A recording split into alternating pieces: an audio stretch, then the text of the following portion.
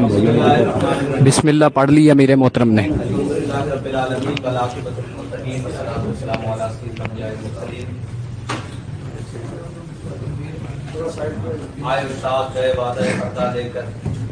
بلا تاخیر press conference شروع ہو چکی.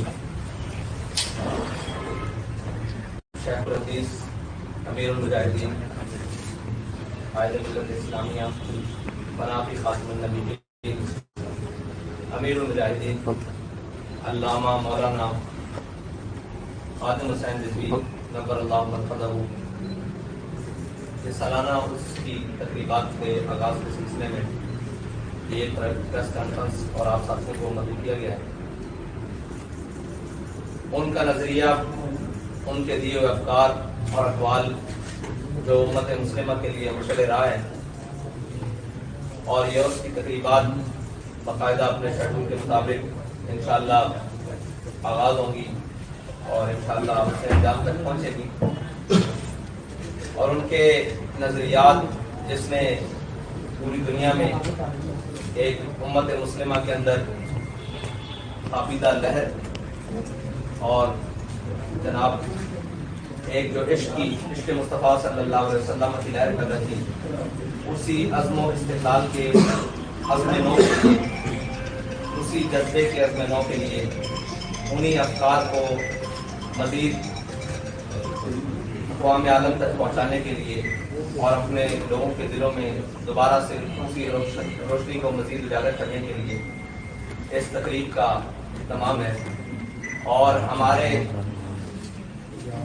صوفیاء کے سلسلے میں یہ تقریبات نہایت اہمیت کا حامل ہوتی ہیں، جس کے اندر اس شخصیت کے ان تمام زندگی کے پہلوؤں پر روشنی ڈالی جاتی ہے جو زندگی کے پہلو لوگوں کے لیے مشعل راہ ہوتے ہیں.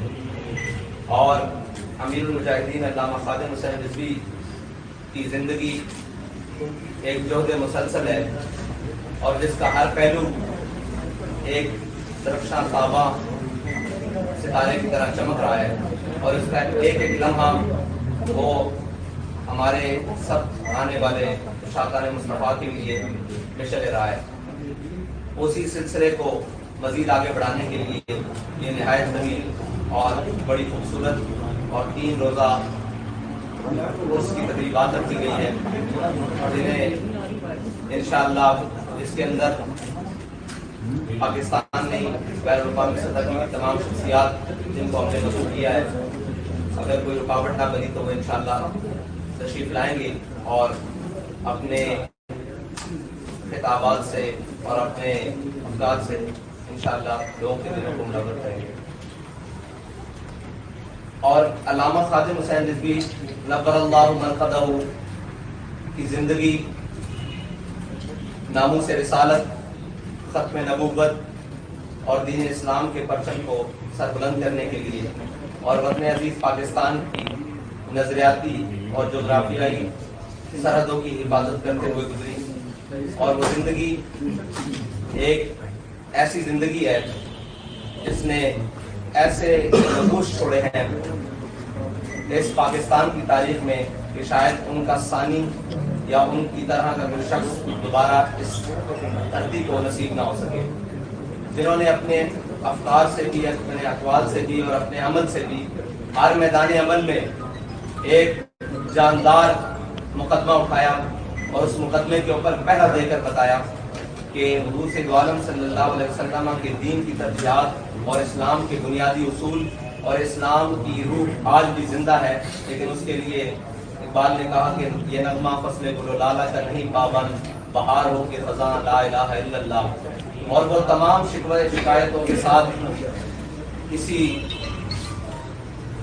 پاکستان کی مٹی کے ساتھ اور وفادار رہے اور اسی پاکستان کو حضور سید عالم صلی اللہ علیہ وسلم کے دین کی اماج گاہ بنانے کے لیے آخری وقت تک کوشاں رہے. اگرچہ ریاستی نااہلوں نے اور حکومتی نااہلوں نے اپنی تمام تر کوششوں کے باوجود اور تمام تک ریشہ دوانیوں کے باوجود ان کی آواز کو بہت سارا دبانے کی کوشش کی، بلکہ ان کی آواز اور ان کی تصویر تک کو مٹانے کی کوشش کی، لیکن वरफ़ान आला का जिक्र का जिम्मा जब अल्लाह ने दिया है, तो जो वरफ़ान आला का जिक्र के साथ जुड़ जाएगा उसका जिम्मा भी अल्लाह के जुड़ जाएगा। और उनका नाम, वो अपने हिस्से का काम, बल्कि वो अपने हिस्से का नहीं, वो पूरी उम्मत के हिस्से का काम करके गए हैं, जिसको हम सब के लिए मिशल राह है। और मैं इस मीडिया की तवज्जुह से भी और सोशल मीडिया के तवज्जुह से भी, जो जहाँ तक मेरी आवाज़ जा रही है, उन तमाम दोस्तों को, भाइयों को मदऊ करना चाहता हूँ कि वो आए देखें कि तहरीक लब्बैक या रसूलुल्लाह का मंशूर क्या है और उसकी आने वाली मुस्तक़बिल में मंशूर क्या है। बहुत शुक्रिया। भाई, मैं ये रेड वाला माइक रखना यार, सारी डिस्टॉर्शन आ रही है, उठा लो माइक, किसी भी गाड़ी में नहीं आ रही 19, 20, 21 नवंबर कल से जोर से उसकी तकरीबात शुरू हो गई। ये रेड वाला आप सब ये हटा रहे हैं। सवाल जवाब का सिलसिला शुरू है, आप भी सवाल कर सकते हैं, उसका जवाब हम ही देंगे आप। बेरोजगारी, बिजली, पेट्रोल, बेयकीनी की सूरत हाल है, सियासी अदम इस्तेकाम है, डॉलर रुक नहीं रहा, इस पे आपकी जमात का मौक़िफ़ क्या है? दूसरा एक साथ ही इसके ज़िमनी सवाल है कि चीफ ऑफ आर्मी स्टाफ की तैनाती इमरान खान साहब कहते हैं कि ये हुकूमत नहीं कर सकती, तो क्या आप समझते हैं कि वो ठीक कह रहे हैं कि शहबाज शरीफ के पास कोई इख्तियार नहीं है वज़ीर आज़म को तैनात करने का? आपने मुल्क के अंदर महंगाई, बेयकीनी की जो सूरत हाल की बात की है, वो ये मुल्क उसी वक्त सीधे राह पर चल सकता है जब जिस मकसद के लिए इस मुल्क को बनाया गया है। वो मकसद था कि हमने मुल्क बनाते हुए नारा लगाया था, ला इलाहा, पाकिस्तान का मतलब क्या, ला इलाहा इल्लल्लाह मुहम्मद रसूलुल्लाह। लेकिन 70 साल उसी नारे के साथ गुमराही हो रही है। उसी नारे के हमने पसे पुश डालकर इसके नज़रियात को जहाँ हमारा दिल किया हमने बेचा, और जिसका जो दिल किया इस मुल्क के साथ किया। और जिस एक शख्स ने, जिसने भी आया, उसने अपनी नज़रिए की बुनियाद पर इस मुल्क को चलाने की कोशिश की।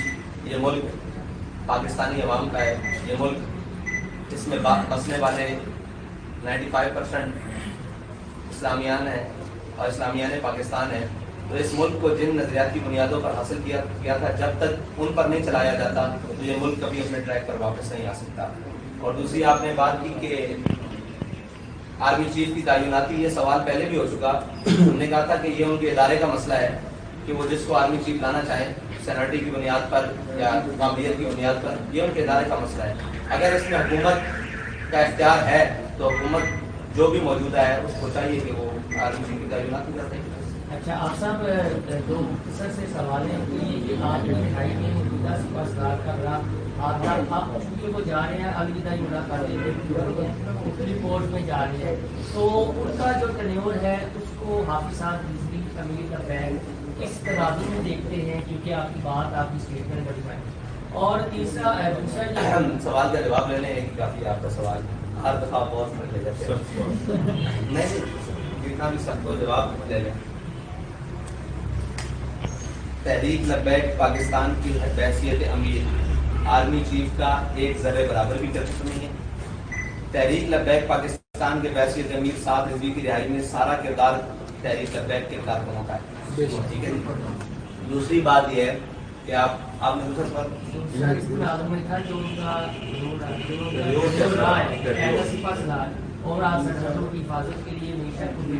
नहीं, वो तो बड़ा अजीब है।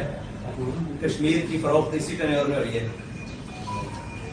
ये इतना बड़ा कलक है कि जिसको कभी वो शायद अपने माथे से धो ना सके। तो आगे बता दें कि इस वक्त तमाम जो मजहबी जमातें हैं वो सूदी निज़ाम के खिलाफ जो है जद्दोजहद कर रही है, तो हुकूमत अब खत्म करना चाह रही है, तो ये संजीदा आपको नजर आ रही है कि ये कोई बीच में? अगर हुकूमत संजीदा हुई तो उसकी संजीदगी सामने आ जाएगी। अभी तक तो बयानबाजी की हद तक की है, हम उस वक्त का इंतजार कर रहे हैं।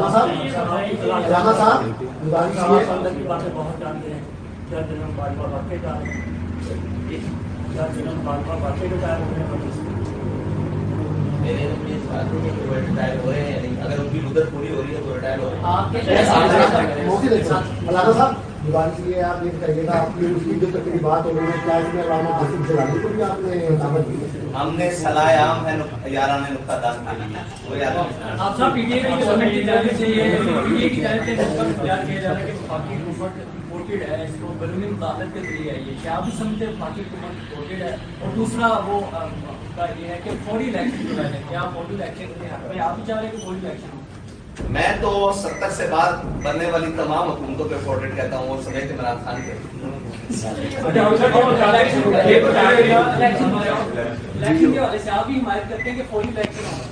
الیکشن اپنے وقت پر ہونے چاہیے، جو وقت ہے.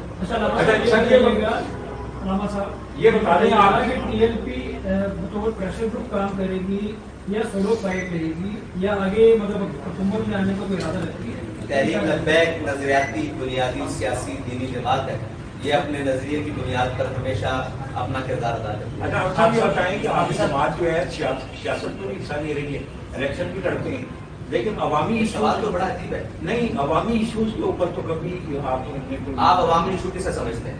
یہ مہنگائی سب سے پہلا مارچ کراچی میں ہم نے نکالا تھا، پھر لاہور کے اندر ہم نے نکالا تھا، پھر اس کے بعد بلاول صاحب کراچی سے اسلام آباد آئے تھے. مسئلہ یہ آپ کوریج نہیں دیتے، آپ کو یادداشت کمزور ہوتی ہے. میڈیا میں جو ہے وہ ایف آئی آر کے آرڈر ہو گئے ہیں ڈی پی او، آر پی او، ڈی سی اور سب کے خلاف.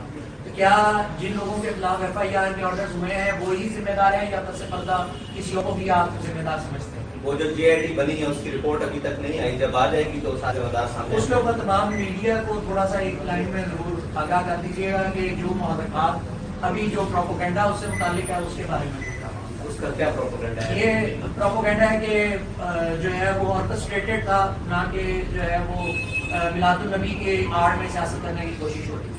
جب ہم سیاست کرتے ہیں تو ہم دباؤ کرتے ہیں اور سینہ چوڑا کر کے ہر میدان میں کھڑے ہو کر بتاتے ہیں ہم سیاست کرنے کے لیے آئے ہیں. جب ہم اپنے دینی ایشو کے اوپر آتے ہیں تو پھر ہم بتاتے ہیں کہ ہم اپنے دینی ایشو کے اوپر آئے. میں نے آپ کو پہلے کہا کہ تحریک لبیک بنیادی نظریاتی دینی سیاسی جماعت. تھوڑی سی ڈیٹیل بتائیں کیا سیشنز ہوں گے، کس طرح 3 دن کی تقریبات جی وہ اس کے لیے دعوت نامہ بھی ہے، اور پہلے چادر پوشی کا اہتمام ہے، اس کے بعد محفل قرات و نعت ہے، اس کے بعد ہمارے ذمہ داران کے تحریک کے ان کے خطابات ہیں، پھر علماء و مشائخ کے خطابات ہیں، پھر آخر میں مرکزی خطابات ہیں رکن شورا. اور صاحب آج کل گلی کے بہت چلتے ہیں سوچا حالانکہ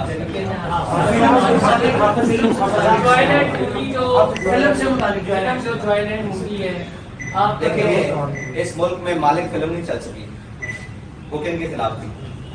ان طاقتوروں کے خلاف. تو اس ملک میں وہ فلم کیسے چل سکتی ہے یا وہ چلانے کی کوشش کی جا رہی ہے جو اسلام کی بنیادی اساس کے خلاف ہے؟ تو یہ کون لوگ ہیں جو ان فلموں کو آسکر ایوارڈ دیتے ہیں؟ اسی طرح کی ایک فلم تھی پہلے زندگی تماشا، اس کو چلانے کی کوشش کی گئی تھی.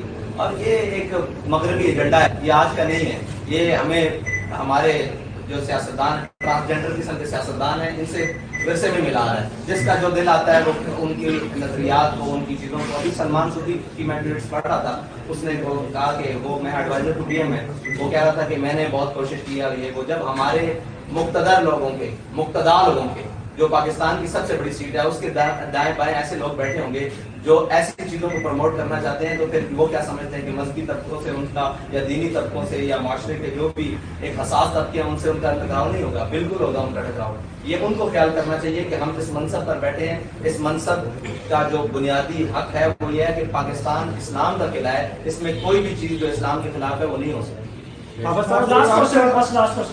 ماشاء اللہ بڑی مذہب تحریر ہے اور آپ جو بات کہتے ہیں کارکنان اس کو مکمل عمل بھی کرتے ہیں.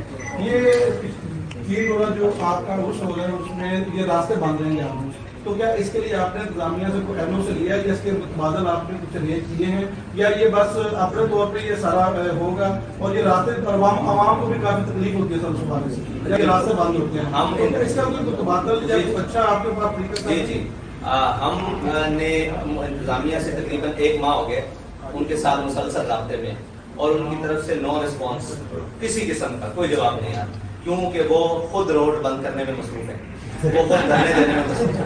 ٹھیک ہے، اور ان کی ڈیوٹیز لگی ہوئی ہیں کہ وہ شاہراہیں بند کریں. اب ہماری مجبوری یہ ہے کہ ہمارے پاس کوئی قریب ایسا گراؤنڈ نہیں ہے، کوئی ایسی جگہ نہیں ہے، ہمیں مجبوراً روڈ کے اوپر پروگرام کرنا پڑتا ہے. جب آگے نظریات کی بات اب ہم اپنا حق سمجھتے ہوئے روڈ بند کرتے ہیں. ابھی ہمارے پاس اگر اس کا متبادل کوئی جگہ ہو تو ہم نے ٹریفک کے جو ادارے ہیں ان سے بھی رابطہ کیا، پولیس سے بھی رابطہ کیا مسلسل. یہ تو ان کا کام ہے متبادل پلان دینا، لیکن اگر وہ نہیں دیں گے تو اس کے لیے ہم تیار ہیں بالکل انشاءاللہ.